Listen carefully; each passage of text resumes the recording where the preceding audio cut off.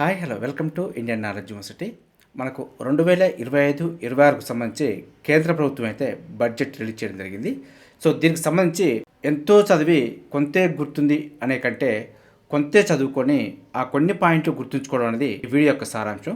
So ఇందులో main points అయితే మీకు చెప్పే ప్రయత్నం చేస్తాను. సో ఒకసారి ఇవి అయితే గుర్తుపెట్టుకునే ప్రయత్నం చేయండి.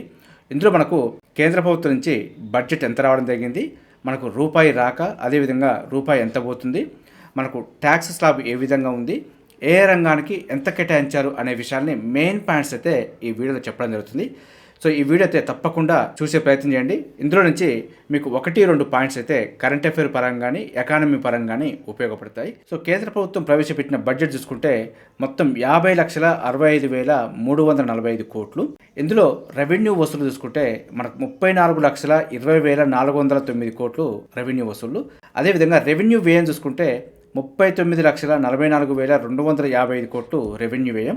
అదేవిధంగా మూలధన వసూలు చూసుకుంటే 16,44,936 కోట్లు.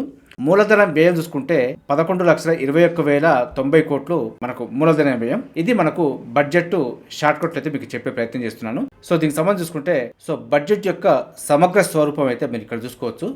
సో మనకు రెవెన్యూ వసూళ్లు, పన్ను ఆదాయం, పన్నేతర ఆదాయం, మూలధన వసూళ్లు, రుణాల రికవరీ, ఇతర వసూళ్లు, రుణాలు, ఈ విధంగా మనకు 2023-24 వాస్తవ గణాంకాలు డాటా ఇవ్వడం జరుగుతుంది. అదేవిధంగా 2024-25 బడ్జెట్ అంచనాలు, 2024-25 వాస్తవ అంటే మనకు ప్రాథమిక గణాంకాలు ఇవ్వడం జరిగింది.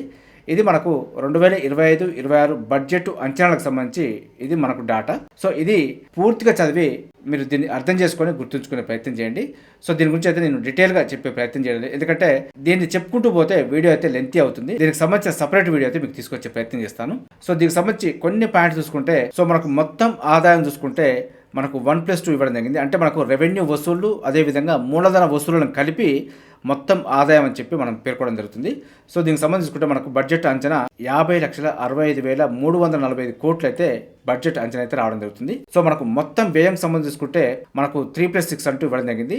రెవెన్యూ పద్దు మరియు మూలధన పద్దు ఈ రెండింటిని కలిపే మనం మొత్తం వ్యయం అని చెప్పి పేర్కొనడం జరుగుతుంది. దీనికి సంబంధించి మొత్తం వ్యయం చూసుకుంటే రెవెన్యూ పద్దు 39,44,255 కోట్లు. అదేవిధంగా మూలధన పద్దు 11,21,090 కోట్లు అంటూ మనకు పేర్కొనడం జరిగింది. ఇందులో మనకు ద్రవ్య లోటు చూసుకోవచ్చు, అదేవిధంగా ప్రాథమిక లోటు, రెవెన్యూ లోటు, ఈ విధంగా మీకు ఎకానమీకి సంబంధించి డేటా అయితే మీరు కొంత అనాలైజ్ చేసుకునే ప్రయత్నం చేయండి. సో అదేవిధంగా మనకు మెయిన్ పాయింట్ చూసుకుంటే బడ్జెట్లో ఏ రంగానికి ఎంత కేటాయించడం జరిగిందనే విషయాన్ని అయితే చూసే ప్రయత్నం చేద్దాం. మనకు కాంపిటేటివ్ ఎగ్జామ్లో ఏ రంగానికి ఎంత కేటాయించారు అని చెప్పి అడిగే అయితే అవకాశం ఉంటుంది. సో మనకు డిఫెన్స్ చూసుకుంటే 4,91,732 కోట్లు. రూరల్ డెవలప్మెంట్ చూసుకుంటే 2,66,817 కోట్లు. హోంశాఖకు సంబంధించుకుంటే 2,33,211 కోట్లు. అగ్రికల్చరు అనుబంధ సంస్థలు చూసుకుంటే 1,71,437 కోట్లు. ఎడ్యుకేషన్కి అయితే 1,28,650 కోట్లు. హెల్త్కు సంబంధించి 98,311 కోట్లు. అర్బన్ డెవలప్మెంట్కి అయితే 96,777 కోట్లు. అదేవిధంగా ఐటీ అండ్ టెలికాంకి సంబంధించుకుంటే 95,298 కోట్లు. ఎనర్జీకి 81,174 కోట్లు. కామర్స్ మరియు ఇండస్ట్రీకి సంబంధించుకుంటే 65,553 కోట్లు. సోషల్ వెల్ఫేర్కి అయితే 60,052 కోట్లు. సైంటిఫిక్ డిపార్ట్మెంట్కి సంబంధించుకుంటే అదే మనకు శాస్త్ర సాంకేతిక రంగానికి అయితే 55,679 కోట్లు. ఇవి మేజర్గా అయితే కేటాయించిన రంగాలు. వీటితో పాటు మనకు ఎక్కడి నుంచి రూపాయి వస్తుంది, ఎంత రూపాయి పోతుందనే విషయాన్ని కూడా చూసే ప్రయత్నం చేద్దాం. సో మనకు రూపాయి రాక మరియు రూపాయి పోకకు సంబంధించి చూసుకుంటే మనకు ప్రధానంగా రూపాయికి రాకకైతే కార్పొరేషన్ పన్ను అయితే 17% వస్తుంది, ఆదాయ పన్ను 22%, కస్టమ్స్ సుంకాలు 4%, కేంద్ర ఎక్సైజ్ సుంకాలు 5%, జిఎస్టీ ఇతర పన్నులు 18%, రుణేతర మూలధన వసూళ్లు 1%, పన్నేతర వసూళ్లు 9%, అప్పులు మరియు ఇతర రుణాలు 24% అంటూ రూపాయి రాక గురించి చెప్పడం జరిగింది. అదేవిధంగా రూపాయి ఎక్కడ ఖర్చు అవుతుందనే విషయాన్ని కూడా మీకు చెప్పే ప్రయత్నం చేస్తాను. సో మొత్తం మనకు కేంద్ర ప్రభుత్వ రంగ పథకాలకు సంబంధించి 16% పోతుందంటూ ఇవ్వడం జరిగింది. ఇందులో రక్షణ మరియు సబ్సిడీలు మినహాయించి కేంద్ర ప్రభుత్వ రంగ పథకాలకు సంబంధించి 16% పోతుంది. అదేవిధంగా వడ్డీ చెల్లింపులు 20%, రక్షణ రంగానికి కేటాయింపులు 8%, కీలక సబ్సిడీలకు సంబంధించి 6%, ఫైనాన్స్ కమిషన్ మరియు ఇతర బదలాయింపులకైతే 8%, పన్నులు మరియు సుంకాల్లో రాష్ట్రాల వాటాకు సంబంధించి 22%, పెన్షన్లకు 4%, ఇతర ఖర్చులకు 8%, కేంద్ర ప్రాయోజిత పథకాలకు సంబంధించి 8%, ఈ విధంగా మొత్తం రూపాయి పోకకు సంబంధించి అదేవిధంగా రూపాయి రాకకు సంబంధించి ఎంత పర్సెంటేజ్ పోతుంది, ఎంత పర్సెంటేజ్ రావడం జరుగుతుంది చెప్పే ప్రయత్నం చేశాను. సో ఇదైతే మనకు అడిగే అవకాశం ఉంది కాబట్టి ఖచ్చితంగా మీరు గుర్తుంచుకోవాల్సి ఉంటుంది. అదేవిధంగా మనకు బడ్జెట్లో అయితే 12 లక్షల వరకు ఐటీ మినహాయింపు అయితే ఇవ్వడం జరిగింది. అయినా కూడా మనకు కొంత స్లాబ్ ఇవ్వడంతో చాలామంది గందరగోళానికి అయితే గురవడం జరుగుతుంది. సో కొత్త ఆదాయపు పన్ను స్లాబులు అంటూ చూసుకోవచ్చు. సో మనకు కొత్త ఆదాయ పన్ను స్లాబ్ చూసుకుంటే మనకు 0 నుంచి 4 లక్షల వరకు 0, అదేవిధంగా 4 నుంచి 8 లక్షల వరకు 5%, 8 నుంచి 12 లక్షల వరకు 10%, 12 నుంచి 16 లక్షల వరకు 15%, 16 నుంచి 20 లక్షల వరకు 20%, 20 నుంచి 24 లక్షల వరకు 25%, 24 లక్షల పైన కనుక ఇన్కమ్ ఉంటే 30% ట్యాక్స్ అయితే విధించబడుతుంది.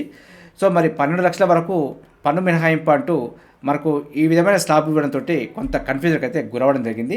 ఎవరికైతే 12 లక్షల కంటే ₹1 పెరిగినా కూడా ఈ స్లాబ్ అయితే వర్తిస్తుంది. 12 లక్షల కంటే ₹1 తక్కువ ఉన్నా కూడా ఈ స్లాబ్ అయితే వర్తించదు. So 0 tax. 12 లక్షల కంటే పెరిగినప్పుడు మాత్రమే మనకు 0 నుంచి 4 lakhs వరకు 0%, 4 నుంచి 8 lakhs వరకు 5%, 8 to 12 lakhs వరకు 10% చొప్పున ట్యాక్స్ అయితే విధించడం జరుగుతుంది. ఫర్ ఎగ్జాంపుల్ 20 లక్షల జీతం వచ్చే వారికి ఈ విధంగా మనకు విభజించుకుంటూ 20 లక్షల వరకు 16 నుంచి 20 లక్షల వరకు 20% వరకు పెంచుకుంటూ వచ్చి 20 లక్షలు 20 లక్షల పైన ఉన్న అమౌంట్కి 25% వరకు తీసుకురావడం జరుగుతుంది.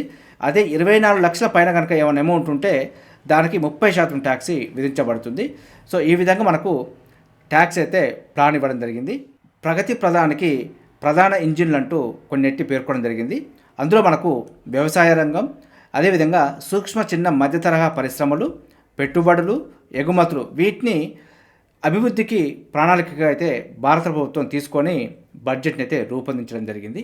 అయితే భారత ప్రభుత్వం యొక్క ఆకాంక్షలకు సంబంధించి చూసుకుంటే ప్రగతిని పరుగులు పెట్టించడం, అదేవిధంగా సమ్మిళిత అభివృద్ధి సాధన, మధ్యతరగతి ప్రజల వ్యయశక్తి పెంపు, అదేవిధంగా ప్రైవేటు రంగంలో పెట్టుబడులకు ప్రోత్సాహం, కుటుంబాలకు ఆర్థిక భద్రతకు సంబంధించి లక్ష్యాలను అయితే పెట్టుకోవడం జరిగింది. సో దీంతో మనకు వికసిత భారతం ఏర్పడుతుందంటూ భారత ప్రభుత్వం అయితే బడ్జెట్కు ఈ ప్రణాళికలను పెట్టుకొని ముందుకు తీసుకురావడం జరిగింది. సో దీనికి సంబంధించి బడ్జెట్ను మరొకసారి చూసుకుంటే మొత్తం 50,65,345 కోట్లతోటి బడ్జెట్ రావడం జరిగింది. ఇందులో మనకు రెవెన్యూ వసూళ్లు 34,20,409 కోట్లు, రెవెన్యూ వ్యయం 39,44,255 కోట్లు, మూలధన వసూళ్లు 16,44,936 కోట్లు, మూలధన వ్యయం 11,21,090 కోట్లు అంటూ మనకు బడ్జెట్కి సంబంధించి వివరాలు అయితే మీకు అందించే ప్రయత్నం చేశాను. ఇదే విధంగా మన ఛానల్ అయితే మీకు ఎప్పటికప్పుడు మెయిన్ పాయింట్స్ అందించే ప్రయత్నం చేస్తుంటాను. వీటితో పాటు ప్రతిరోజు మార్నింగ్ మన ఛానల్లో విద్యా ఉద్యోగ సమాచారం రావడం జరుగుతుంది. మన ఛానల్ చూస్తున్న వారు సబ్స్క్రైబ్ చేసుకొని ఫాలో అవుతూ ఉండండి. ఈ వీడియో నచ్చితే లైక్ చేయండి, షేర్ చేయండి, సబ్స్క్రైబ్ చేసుకోవడం మాత్రం మర్చిపోద్దు. Have a nice day.